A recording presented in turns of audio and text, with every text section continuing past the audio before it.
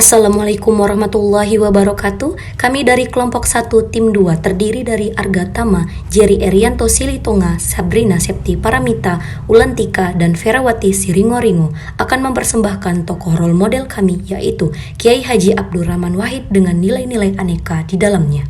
Beliau adalah Presiden keempat Indonesia, lahir di Jombang 7 September 1940, anak dari pasangan Wahid Hashim dan Solihah, merupakan guru besar, reformis, cendekiawan, pemikir dan pemimpin politik, menggantikan B.J. Habibie setelah dipilih MPR hasil pemilu 1999. Beliau menjabat Presiden dari 20 Oktober 1999 hingga sidang istimewa MPR 2001.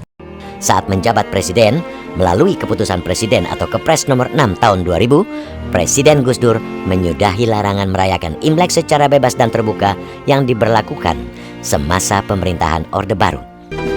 Selama menjabat sebagai Presiden, Abdurrahman Wahid tercatat sangat sering melakukan perjalanan ke luar negeri. Lebih dari 30 negara dikunjungi Gus Dur saat ia menjadi Presiden. Tingginya frekuensi kunjungan Gus Dur ke luar negeri ini sempat memunculkan kritik.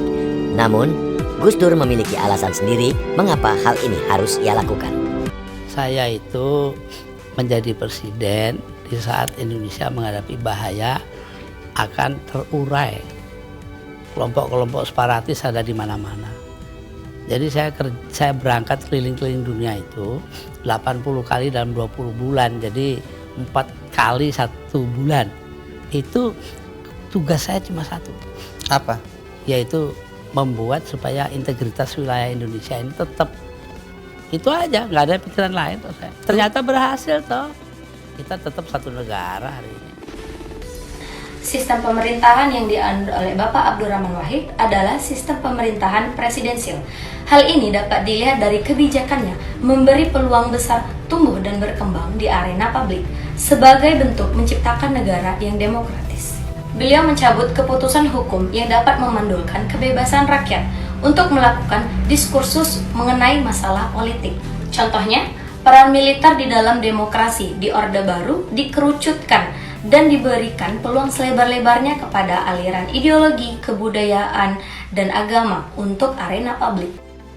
Gus Dur penyeru pluralisme dan toleransi, pembela kelompok minoritas, khususnya Cina Indonesia, dan kelompok lain yang tidak diuntungkan pada masa pemerintahan Orde Lama. Gus Dur mengumumkan Konghucu sebagai agama resmi ke-6 Indonesia dan memberlakukan Tahun Baru Imlek sebagai hari libur nasional. Karena dinilai berjasa dalam mengembangkan dialog antar umat beragama, pada tahun 2003, Gus Dur menerima penghargaan Global Tolerance Award dari PBB. Bapak Ki Haji Abdurrahman Wahid, atau yang sering kita sapa Gus Dur, merupakan salah satu tokoh yang mempromosikan nilai etika publik dengan cara menjalankan tugas secara profesional dan tidak berpihak. Sebagai contoh, beliau memberikan ruang hidup yang lebih terhormat pada kaum minoritas, yakni etnis Tionghoa, menjadi bagian dari bangsa Indonesia. Oleh sebab itu, beliau disebut sang pejuang toleransi. Persatuan Nasional yang dibentuk Kiai Haji Abdurrahman Wahid atau yang sering disebut Gus Dur hanya berlangsung sebentar, yakni dari 28 Oktober 1999 dan berakhir di 23 Juli 2001. Pada masa baktinya yang singkat, Presiden keempat, Bapak Abdurrahman Wahid, sering mereshuffle kabinetnya dan pada masa jabatannya sebagai Presiden, sudah melakukan 2 reformasi pemerintahan, yakni membubarkan Departemen Penerangan dan membubarkan Departemen Sosial. Dalam tindakannya tersebut, kami melihat Presiden keempat Indonesia ingin sekali mempunyai anggota kabinet yang terbaik untuk menjalankan roda pemerintahan dan terus melakukan perbaikan yang merupakan salah satu nilai komitmen mutu yang diaktualisasikan dalam perbuatannya. Di awal masa pemerintahan Presiden Abdurrahman Wahid dan Wakil Presiden Megawati Soekarno Putri membuat gerakan dengan membubarkan Departemen Sosial yang dianggap sebagai sarang korupsi. Selain itu, pada bulan April tahun 2000, Presiden Gus Dur juga memecat sejumlah menteri di bawah kabinetnya, yaitu Menteri Negara Perindustrian dan Perdagangan dan juga Menteri Negara BUMN.